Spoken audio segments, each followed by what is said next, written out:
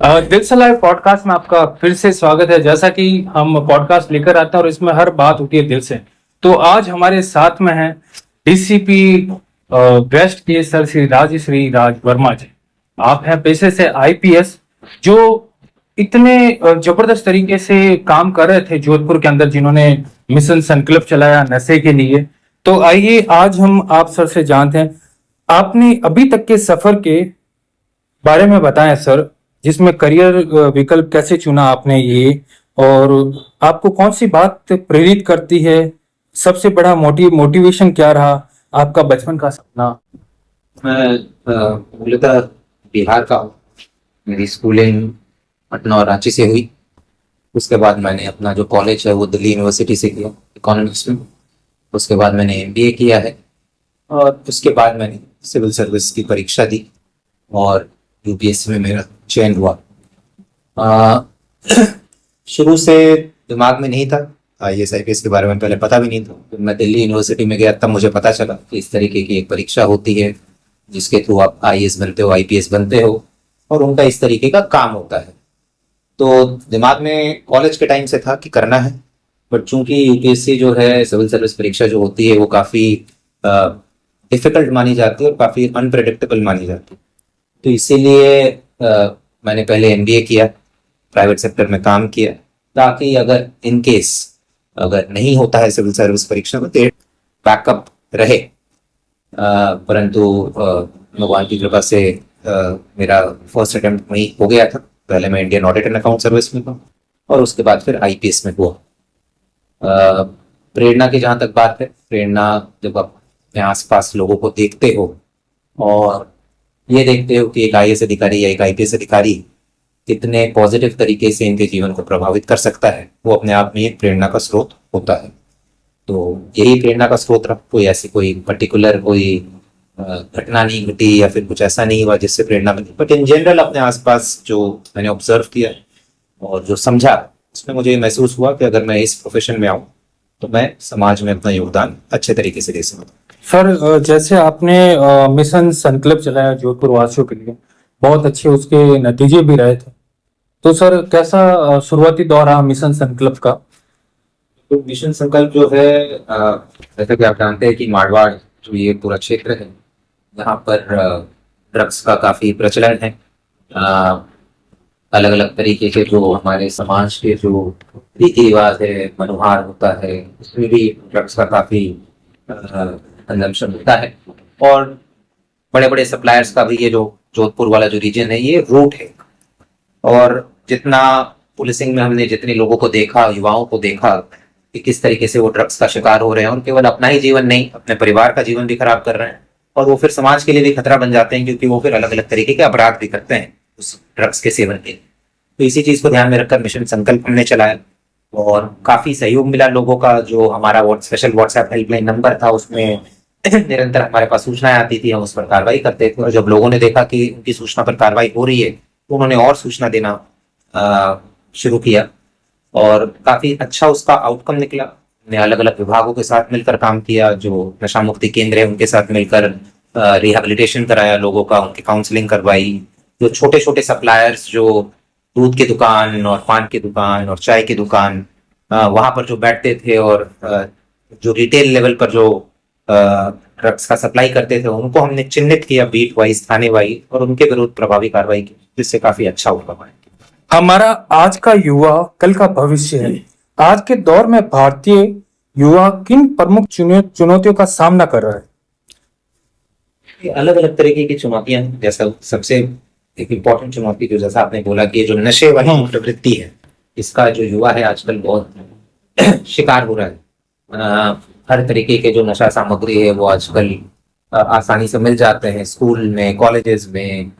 तो ये एक बहुत बड़ी चुनौती है, जिससे एक पूरा का पूरा जो जेनरेशन है।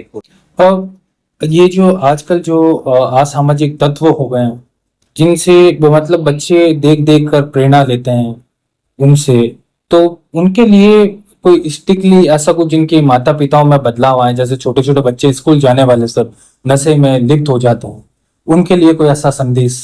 घर पर और जिस स्कूल या कॉलेज में पढ़ रहे हैं, उनकी सबसे बड़ी जिम्मेदारी है कि मॉनिटर करना कि वहां बच्चा क्या कर रहा है।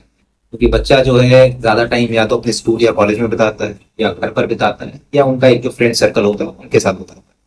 तो माँ बाप की बहुत बड़ी जिम्मेदारी है कि मॉनिटर करना कि भाई बच्चा कहाँ जा रहा है, किसके साथ उठना बैठना है, संगति कैसी है, हाँ, सोशल मीडिया पर क्या कर रहा है। इसी तरीके से स्कूल या कॉलेज में टीचर्स की जिम्मेदारी है करना कि भाई जो वहाँ का स्टूडेंट है वो किस तरीके का उसका व्यवहार है, कैसी संगति है। ठीक है, तो जिम्मेदारी वहां से शुरू होती है। बाकी जब कोई अपराध की दिशा में चला जाए उसके बाद तो फिर पुलिस कार्रवाई अपनी करती है, वो अलग चीज है।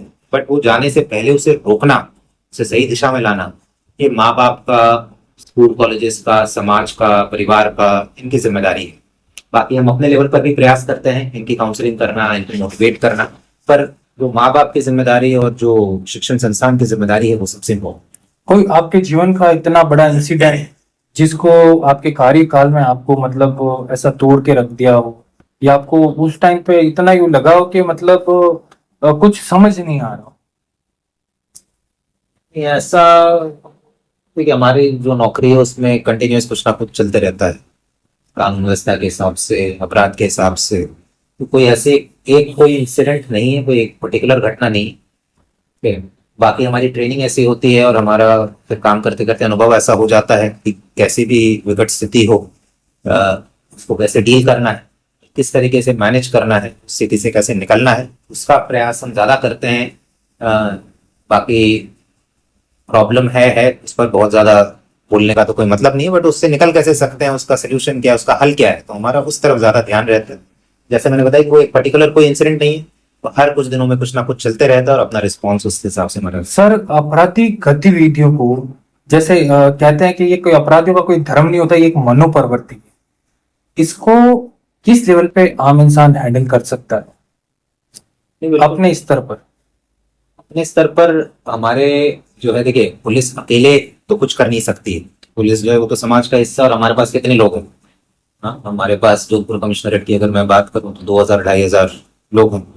अब इसमें जब तक समाज का जो है वो सहयोग नहीं रहेगा, जो लोगों का सहयोग नहीं रहेगा, सिविल सोसाइटी है, मीडिया है, ठीक है, इनका सहयोग नहीं रहेगा, तब तक पुलिस अकेले कुछ नहीं कर सकती। तो इसीलिए हमारे अलग अलग राजस्थान पुलिस के कार्यक्रम भी है, अलग अलग प्रोग्राम्स बने हुए हैं। अपनी सीएलजी बनी हुई है, अपने सुरक्षा सखी बनी हुई है, पुलिस मित्र बने हुए हैं, ग्राम रक्षक बने हुए हैं, जिनसे हम रेगुलरली संपर्क करते हैं।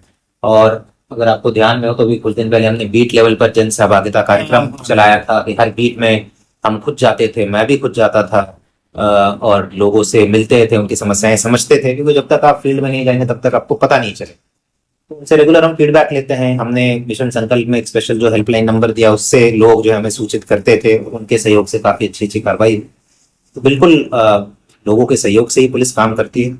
और इसमें एक कोटेशन है, किसी ने कहा है कि every citizen is a policeman without uniform and every policeman is a citizen in uniform. तो दोनों में जो है कोऑर्डिनेशन रहता है लोगों में। जो आज के युवा हैं वो गलत संगति में पड़ते हैं, गलत लोगों को फॉलो करते हैं, खासकर सोशल मीडिया पर। ये गुंडों को रोल मॉडल मान लेते हैं। तो वो गुंडों को रोल मॉडल बनाकर रील्स बनाना और गलत हरकतें करना, ठीक है।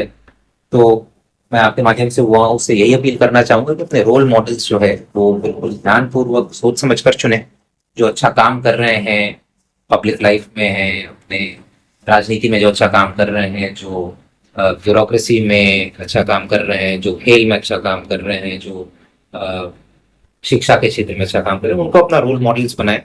अच्छे रोल मॉडल बनाएंगे तो अच्छी प्रेरणा मिलेगी, गलत रोल मॉडल्स बनाएंगे तो गलत प्रेरणा। आईपीएस की तैयारी करने वालों छात्रों को क्या सुझाव देना चाहेंगे सर आप? उनको ये सुझाव देना चाहूंगा कि एक बार तो सबसे पहले अपना एक सेल्फ असेसमेंट करें कि आप इस परीक्षा देने के केपेबल तो मैं नहीं कहूंगा, पर आपके लिए परीक्षा है कि नहीं। सबके लिए सब कुछ नहीं होता है। तो पहले आपको अपना आकलन करना होता है कि भाई मैं इस दिशा में जाना चाहता हूँ या चाहती हूँ, और अगर इस दिशा में जाना है तो क्यों जाना है, वो क्यों बिल्कुल क्लियर होना चाहिए। क्योंकि ये परीक्षा जो है काफी डिफिकल्ट होती है, क्योंकि आपको एक वर्ष जो है तैयारी मिनिमम करनी होती है और एक वर्ष परीक्षा देने में ही चला जाता है। तो मिनिमम अपने जीवन के 2 वर्ष देने हैं। तो 2 वर्ष वही व्यक्ति दे सकता है, इसमें हर दिन जो है आपको 7 से 8 घंटे पढ़ाई करनी है 2 वर्ष तक, वो वही व्यक्ति कर सकता है जिसके दिमाग में वो क्यों का जवाब जो है वो क्लियर है कि भाई मैं क्यों करना चाहता हूँ। जैसा कि सर मैं आपसे मिलना आ रहा था, तो काफी मैंने आपकी तारीफें सुनी कि मतलब छोटे से छोटा अगर सिपाही भी हैं आप उन्हें बोलते हैं कि आप सब इंस्पेक्टर की तैयारी करो, आईपीएस की तैयारी करो, और इवन सर आप अपने जेब से भी काफी लोगों का भला करते हैं। और ये चीज क्या है सर? नहीं नहीं, अब भला ये हम जिस पोजीशन पर है, हम जिस भगवान ने जो मौका दिया है उसमें जितने लोगों की मदद कर पाए, भला कर पाए, इसी चीज के लिए भगवान ने मौका दिया है, वो करने का प्रयास करते हैं। बाकी सबकी अपनी अपनी किस्मत रहती है। जो मौका मिला है बस उस हिसाब से प्रयास करते हैं कि भाई कोई परिवादी अपने पास आए या फिर अपने सबॉर्डिनेट से अपना सिपाही है जो भी मदद कर पाए जो अपने हाथ में है, और किसी निर्दोष का कभी कोई नुकसान ना हो। ये भी प्रयास रहता है कि भाई अगर किसी ने कुछ नहीं किया है तो उसका किसी भी तरीके से नुकसान ना हो, ये प्रयास करते हैं।